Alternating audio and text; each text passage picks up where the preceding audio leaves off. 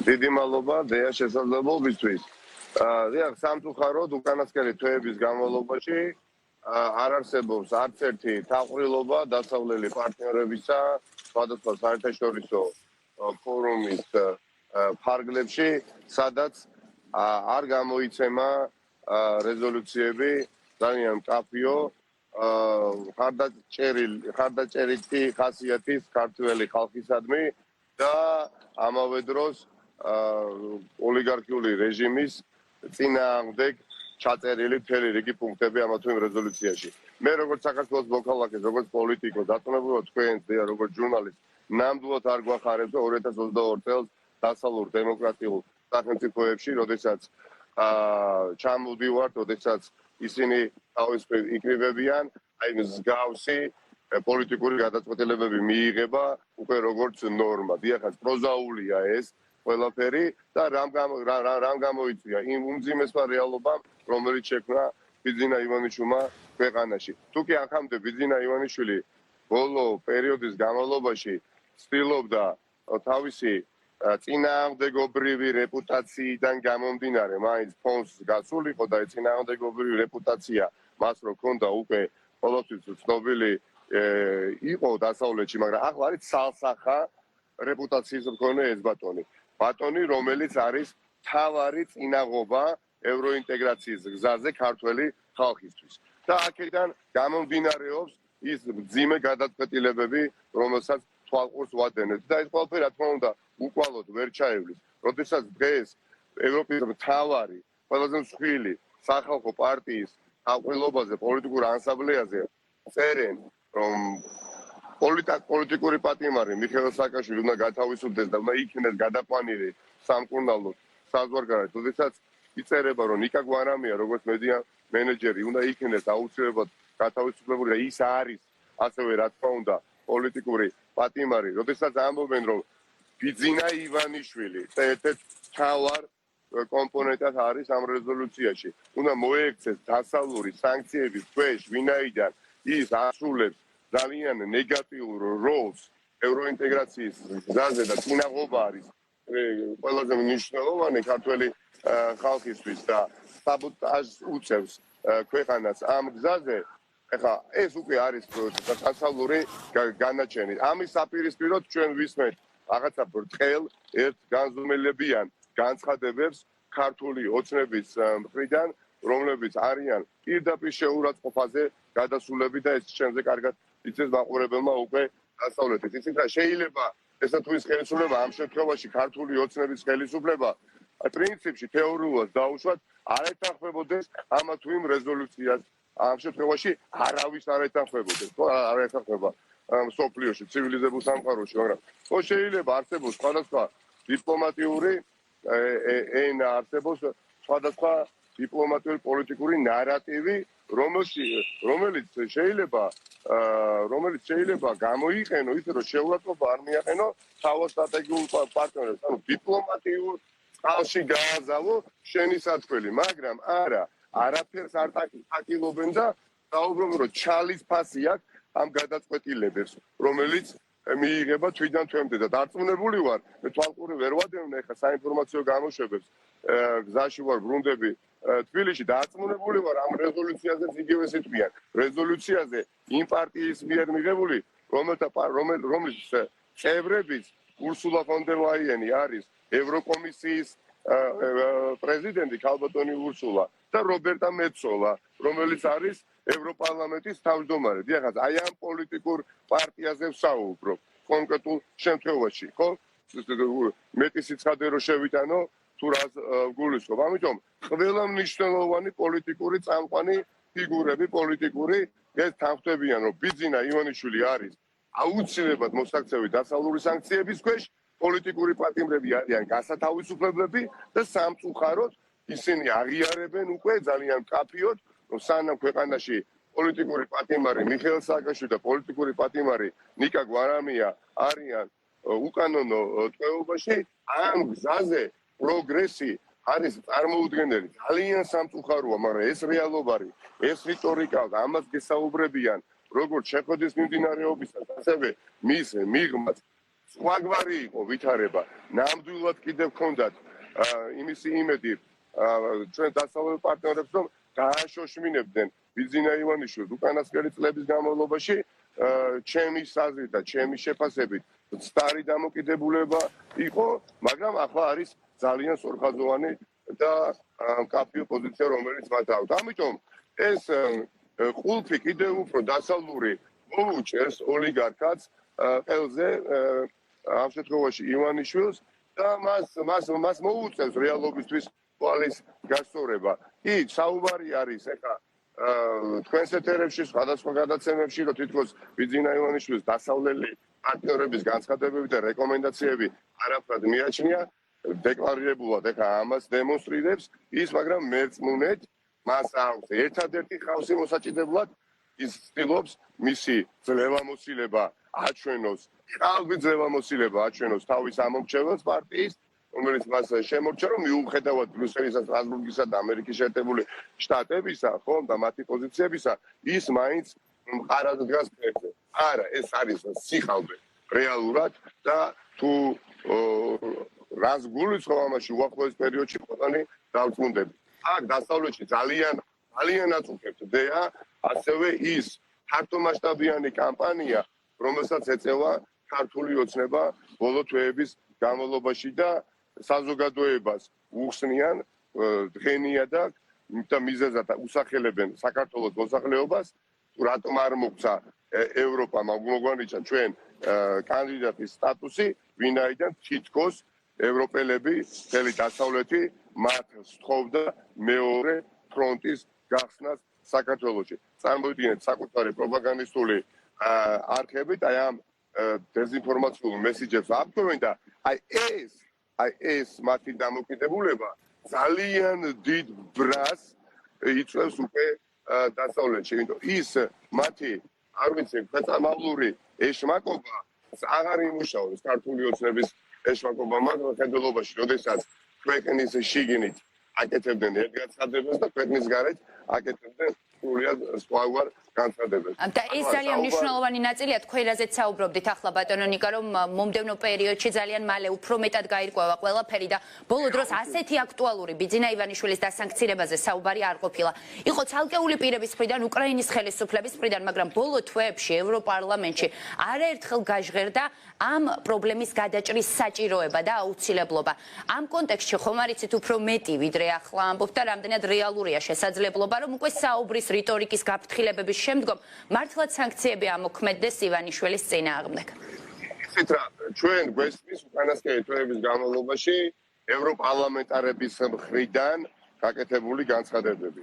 ძალიან მნიშვნელოვანი იქნება შესაბამისი აღმასრულებელი ევროპული ორგანიზაციული რგოლების წარმომადგენლების მხრიდან გაკეთებული განცხადებების მოსმენა, რასაც ალბათ უახლოეს პერიოდში ჩვენ ვიხილავთ. დიახაც, ერთია და ძალიან მნიშვნელოვანია, როდესაც ევროპარლამენტი რეზოლუციის სახით აფიქსირებს პოლიტიკურ პოზიციას, მისი წარმომადგენლები, ანუ ევროპარლამენტის წარმომადგენლები, ევროსაბჭოს ფარგლებში მიიღეს შესაბამისი რეზოლუციები, მაგრამ ევროკომისიის წარმომადგენლები, ევროკავშირის შესაბამისი აღმასრულებელი რგოლის წარმომადგენლები სამწუხაროდ არიან, სამწუხაროდ ვამბობ, იმიტომ რომ აგვიხარო, შეუძლებელია გიხაროდეს ეს რეალობა, როდესაც საპირისპიროდ უნდა გქონდეს საქმე და ხელისუფლების წარმომადგენლები უნდა იყვნენ აქ ლისაბონშიც, ბრიუსელშიც, სტრასბურგში და ამერიკის შეერთებულ შტატებში ყველანი უნდა ვხაროდეთ და სულაც სხვა ტიპის რეზოლუციებს უნდა ვადევნოდეთ ჩვენ თვალყურს. მე დარწმუნებული ვარ, რომ უახლოეს პერიოდში ჩვენ ვიხილავთ უკვე კიდევ უფრო მაღალი ხარისხის განცხადებებს და გადაწყვეტილებებს. ევროპული პოლიტიკის კეთების თვის დამახასიათებელი არის უკანასკნელი შანსის მიცემა იმ ხელისუფლებისთვისაც კი, რომელიც ეწინააღმდეგება დასავლურ ფასეულობებს და ღირებულებებს და რატომ? იმიტომ რომ ამ ხელისუფლების მთავარი ვალდებულება წესი და რიგით უნდა ყოფილიყო ქართველი ხალხის ნების აღსრულება. მათ იციან აქ, რომ ქართველი ხალხი ფიქრობს ერთს და ბიუროკრატია არაფორმალური მმართველობის ქვეშ საქართველოში ფიქრობს მეორეს. ამიტომ ის განცხადებები, რომელიც შესაძლებელია ნაწილი წარმომადგენლების მხრიდან დასავლელ პარტნიორებს ვიგულისხმობ, რომლებიც ჩამოდიან საქართველოში და საუბრობენ თითქოს რაიმე ტიპის წარმატებებზე ამ 12 პუნქტის შესრულების გზაზე და ეს ძალიან უკანონოდ ხდება ყველა საქართველოს მოქალაქეს ყურს, ვინაიდან ვიცით რომ მსგავსი არაფერი არ ხდება, ავანსად გაცემული რაღაც დაგაკეთებული განცხადებები არის, თორემ მეცმუნეთ არ არსებობს არც ერთი ბიუროკრატი ბრიუსელში და სტრასბურგში, ვინც არ არის საქმის კურსში, რას აკეთებს რეალურად ქართული ოცნება. ქართული ოცნება ყველაფერს აკეთებს თავისი ჭკუით, თავისი მოკლე გაქანებით, მახატიეთ ასეთი შეფასებისთვის, რომ ჩავარდეს ეს ეტაპიც და იქნეს წარუმატებელი ქართველების განზრახვა გავხდეთ ევროპული ოჯახის წევრი და ეს იმ დაგმარად მოახერხოთ, რომ მერე დაბრალდეს ან ევროპელ პარტნიორებს, ან უკეთეს შემთხვევაში სამოქალაქო საზოგადოებას და დემოკრატიულ ქართულ ოპოზიციას და მათ შორის მედია წარმოადგენლებს. ანუ ამ დეტალებშიც კი აქვს გაცნობიერებული ევროპელ ჩვენს კოლეგებს. ამიტომ ისინი ყველაფერს აკეთებენ, რომ შედეგი დადგეს. და ამ შედეგის დადგომამდე შეიძლება სხვადასხვა ტიპის განცხადებებიც კი მოვისმინოთ, მათ შორის თბილისში ჩამოსული ევროპელი კოლეგებისგან. მე ალბათ გიხვდებით, ვინ ყავს ხედველობაში ადამიანი, რომელიც რამდენიმე დღის წინ იყო საქართველოში ჩამოსული და მან განაცხადა თითქოს რაღაცა წარმატება შეიმჩნევა ხელშესახები სამართლებრივი სისტემის ფარგლებში რეფორმირებას გულისხმობდა. რა თქმა უნდა, მსგავსი არაფერი არ ხდება საქართველოში, ხო, ამ კუთხით, როდესაც მურუსიძეს და გვიტიშვილს ნიშნავენ იქ, სადაც პირდაპირ რეკომენდაციებთან წინააღმდეგობაში მოდიოდა მათი დანიშვნა, მაგრამ ეს იციან, მე მინდა გუცვლად უთხრა საზოგადოებას, იმიტომ რომ იმ ბატონის ვახეიბა ხედველობაში, ვინ საქართველოში იყო ჩამოსული, ხელმძღვანელობასთან ჰქონდა ჩვენ შეხვედრა ზუსტად მომდევნო დღეს, როდესაც მან თბილისში განცხადებები გააკეთა, მაგრამ მათი სტრატეგია და ტაქტიკა ერთი სიტყვით რომ ვთქვა, მხოლოდ და მხოლოდ ემსახურება ქართველებისთვის შესაბამისი ნანატრი ისტორიული სტატუსის მინიჭებას. ყველაფერს რო თავი დავანებოთ, ევროპელები ითვალისწინებენ გეოპოლიტიკურ რეალობას და გეოპოლიტიკური მიზანშეწონებიდან გამომდინარე უდიდესი შანსი არსებობს, რომ დასავლეთმა ქართველი ხალხი არ დატოვოს იმ მდგომარეობაში სურს ბიძინა ივანიშვილს რომ დარჩეთ. ანუ გაუშვათ მეორე ჯერ ისტორიული შანსი 30 წლის თავზე, მაშინ როდესაც პირველად გაიხსნა შესაძლებლობის პანჯარა 90-იანი წლების დასაწყისში და ბალტიის ქვეყნებმა ამ შესაძლებლობის პანჯრით ისარგებლეს და გახდნენ ისინი ნატოს წევრი სახელმწიფოები და შემდეგ ევროკავშირის წევრი სახელმწიფოები, სამწუხაროდ მაშინ ჩვენ ჩავეფლეთ სამოქალაქო დაპირისპირებაში ქვეყნის შიგნით და ახლა უკვე 30 წლის თავზე მეორეჯერ გაიხსნა ისტორიული შესაძლებლობის პანჯარა, მაგრამ აქ უკვე სახელმწიფო არის მიტაცებული და ოლიგარქს აქვს დიქტატის ქვეშ და სრული კონტროლის ქვეშ აყვანილი მთელი სახელმწიფო რგოლები. და სინამდვილეში ქართული ოცნების პროპაგანდა აბსოლუტურად სხვანაირად მუშაობს, თუმცა მე მაქვს ჩემი პოზიცია, რომ მედიასაც, ოპოზიციასაც ყველას მე ეჭვმეპარება ვიპოვო ისეთი ქართველი, რომელსაც ჩვენი ქვეყნის წინსვლა არ გაეხარდება, მაგრამ სამწუხარო სხვაგვარად მუშაობს ქართული ოცნების პროპაგანდა, მაგრამ ამის მამხილებლად, რომ ჩვენ გვესმის ევროპარლამენტარების განცხადებები და რეზოლუციები არის ძალიან მნიშვნელოვანი და ამ ნაწილში მაქვს კიდევ ერთი კითხვა, ბატონო ნიკა, ალბათ დამეთანხმებით, რომ ჩვენი მეგობრების მხრიდან ძალიან ცალსახა და მკაფიო პოზიცია არის ნიკა გვარამიას საქმესთან მიმართებაში. ისინი დიპლომატიური მოზუმილი ენით არ აკეთებენ განცხადებებს, ძალიან აშკარად აფიქსირებენ საკუთარ პოზიციებს და მე მაინტერესებს თქვენი აზრით, რა არის ამ ცვლილებების მთავარი განმაპირობებელი ფაქტორი, რა არის ამ ცვლილებების კატალიზატორი. ეს არის მაგალითად აი ნიკა გვარამიას პატიმრობა და საქმის აბსურდულობა, რომელსაც ჩვენ ვხედავთ, პატიმრობის აღქმა როგორც თავისუფალ სიტყვაზე შეტევა თუ აი ზოგადი გლობალური პოლიტიკური კონტექსტი, როგორც ოცნებამ შექმნა საქართველოში. ნუ პირველ რიგში რა თქმა უნდა, ხელისუფლების პოზიცია 24 ფევრარის შემდეგ, როდესაც მათ არათუ ხარი არ დაუჭირეს უკრაინას და თუ ვერჩი არ დაუდგნენ თავისუფლებისთვის მებრძოლ თავარ სიმბოლოს უკრაინის პრეზიდენტ ზელენსკის ადმინისტრაციას არამედ დაგმეს მისი გადაწყვეტილება, რომ ებრძოლა თავისუფლებისთვის, სუვერენიტეტისთვის, დამოუკიდებლობის შენარჩუნებისთვის დააგემეს. რა თქმა უნდა, ამ ყველაფერმა განაპირობა დიდწილად ჩვენი დასავლელი პარტნიორების დამოუკიდებულების სულილება ხელისუფლებისადმი, ამ შემთხვევაში ივანიშვილისადმი და მათ უარი თქვეს დაშოშმინების პოლიტიკაზე. დიახ, უარი თქვეს დაშოშმინების პოლიტიკაზე ბიზნესა ივანიშვილის და გადავიდნენ მოქმედებაზე. მაგრამ ეს არ არის რესურს ამორწურული პროცესი ჯერ ჩვენი დასავლელი მეგობრების მხრიდან. ჯერ ძალიან ბევრი რამ იქნება სახეზე უახლოეს მომავალში. ეს გარეშეა არავინ ისე არ არის შეშფოთებული, ახლა თქვენ წარმოიდგინეთ, შესაძლებელია საქართველოშიც კი როგორც არიან ბრუსელში, როდესაც ესმით, რომ დემოკრატიული ოპოზიციის წარმომადგენლებს, მედია წარმომადგენლებს, NGO სექტორის წარმომადგენლებს უწოდებენ ამერიკის შეერთებული შტატების და ევროკავშირის აგენტებს, ჯაშუშებს. ეს არ უკადრია. საჯაროდ არც ერთხელ არავის უკანასკნელი 30 წლის განმავლობაში, მათ შორის არც შევარდნაძის ხელისუფლების დროს იმ რამდენიმე ძალოვანმა მინისტრმაც კი არასწოდეს და ვერასწოდეს გაბედა ეთქვა ის, რასაც ესენი ბედავენ. რატომ იმ ძალოვან მინისტრებს, იმიტომ პირდაპირ იყვნენ სამწუხაროდ კრემლის მიერ დანიშნულნი, ხო? საჯაროდ მიუხედავად ამისა, ისინი თავს არ ესხმოდნენ. სხვა საკითხია რა კეთდებოდა მის მიღმა, მაგრამ დღეს რა ვხედავთ 2022 წელს ხალხის ნება არის ერთი და ვიწრო პლანური მმართველობის ფარგლებში კეთდება ის განცხადება და უნდა ეხლა მთელი დასავლეთი ჩააყენონ მდგომარეობაში, თვითონ ქართული ოცნება ყობახიძე და ივანიშვილი გამოხატავს მთელი ერის ნებას. რა თქმა უნდა, არა, ეს ვერ იქნება, ვერ გადაუხვევს ისტორიულ არჩევანს და გზას და გეს ვერც ერთი თუნდაც ყველაზე მდიდარი ადამიანი ივანიშვილის შემთხვევაშიც კი. ამისათვის, რა თქმა უნდა, არის მჭიდრო კოორდინაცია ჩვენი მხრიდან, ჩვენი პარტიის მხრიდან, სხვა პოლიტიკური დემოკრატიული ძალების მხრიდან, ჩვენს მეგობრებთან ერთად საზღვარგარეთ, ბევრი რამ საჯაროდ არის ხელმისაწვდომი, ბევრი რამ არის სხვა ფორმატებში თანამშრომლობის სახით დამუშავების პროცესში. ერთი სიტყვით, წინ გველოდება მძიმე პროცესი, მაგრამ ეს მძიმე პროცესი აუცილებლად დასრულდება წარმატებით. იმიტომ ჩვენ არ გვაქვს თონდეა ფუფუნება იმისა, ჩვენ თაობას კიდევ უფრო უმცროსი თაობის წარმომადგენლებს ან ჩვენზე უფროსი თაობის წარმომადგენლებს არავის. ფუფუნება იმისა, რომ ეს შანსი ხელიდან დაგვიწყდეს. ამისათვის ყველაფერი უნდა გავაკეთოთ და ყველაფერს გავაკეთებთ აუცილებლად, რაც კი ბიზანზე და შედეგზე გასვლაში დაგვეხმარება. ამიტომ უნდა მოვიკრიფოთ ენერგია, მოვიკრიფოთ მოთმინება და მოვემზადოთ ბრძოლისთვის ყველა ფრონტზე. დიახაც, ეს ბრძოლა არის პოლიტიკური, რომელსაც ვეწევით ახლა ჩვენ და სხვაებიც საერთაშორისო ასპარეზზე.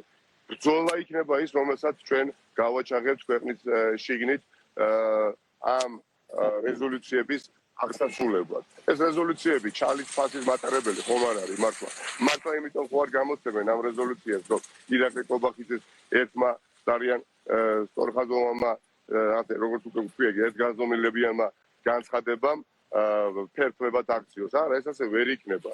ეს ყველაფერი იქონიებს კუმულაციურ ეფექტს და ეს ეფექტი იქნება იმ შედეგის მომტანი, რასაც მიუნატრით უკვე თაობები საქართველოში. ტერეცნიკა ძალიან მენიშნა ამ რეზოლუციის კითხვისას არის ერთი ნაწილი, სადაც ევროპარლამენტარები ამ დოკუმენტში პირდაპირ მიმართავენ ირაკლი ღარიბაშვილს, მან შეიწყალოს ნიკა გვარამია. ამ შემთხვევაში რა მნიშვნელობის მატარებელი იყო ადრესატის და კონკრეტულად თუ ჩვენი დასავლელი პარტნიორები არ ფიქრობენ, რომ გადაწყვეტილებას იღებს ღარიბაშვილი და არა სასამართლო? დიახაც, გუშინაც, დღესაც ლისაბონში, ბრიუსელშიც ჩვენ ყველა შეხვედრაზე ქონდა საუბარი, რა თქმა უნდა, მიხეილ სააკაშვილთან ერთად ნიკა გვარამიაზე და მოლოდინი აქვთ აქ. იგივე შარლ-მიშელის ოფისში, იგივე სხვა დეპარტამენტებში, სადაც ჩვენ შეხვედრები გავმართეთ, რომ ქალბატონი ზურაბიშვილი გადადგამს იმ ნაბიჯს, რომელიც მას გადასადგმელია. ეს არ არის ჩემი ძალიან კარგად მინდა გაგებული იყო. ჩემი მოლოდინი. ბრიუსელშია ეს მოლოდინი. ბრიუსელში არსებობს ეს დამოკიდებულება და მე ვფიქრობ ქალბატონი ზურაბიშვილი, რომლისთვისაც ერთადერთი პოლიტიკური ასპარეზი გახლავთ ბრიუსელი, სტრასბურგი, იმ ასაგებია კასტრირებული რაც ქართულმა ოცნებამ მოახდინა კონსტიტუციიდან გამომდინარე, რომ არანაირი უფლებამოსილება პრეზიდენტს მოქმედს არ დაუტოვა გარდა იმისა, რომ უბრალოდ მას შესაძლებლობა ჰქონდეს საგარეო მიმართულებით იაქტიუროს და ისე დააკაც იმდენად ზღუდავენ ამერთან ზღუდავენ და ჩვენ ვიცით კონკრეტული ფაქტების შესახებ მე არ ამგონია ყოველ შემთხვევაში მინდა ჯეროდეს რომ იგი ზურს არ შეაქცევს იმ ადამიანებს ვისაც ესაუბრება ყოველ დღე იმიტომ რომ ეს ადამიანები მოელიან მისგან ნიკა გვარამიას თვის თავისუფლების დაბრუნებას ნიკა გვარამიას შესაძლებელი არაფერი არ აქვს ნიკა გვარამიას პატიმრობის კერძო ინტერესად გაცდა მისი პრობლემა, მისი ტყვეობა არ არის მხოლოდ ერთი ცალკე აღებული ნიკა გვარამიას ტყვეობა. სანამ ნიკა გვარამია არის ციხეში, როგორც მინიმუმ 1.12-დან არის დარღვეული. ეს ესმით ბრუსელში, ეს ესმით დასავლეთში. ამიტომ რა უფლება მაქვს მე არ მქონდეს ეს მოლოდინი, როდესაც მოლოდინი აქვს ყველა პოლიტიკის განსაზღვრელ თანამდებობის პირს ბრუსელში ქალბატონი ზურაბიშვილისგან.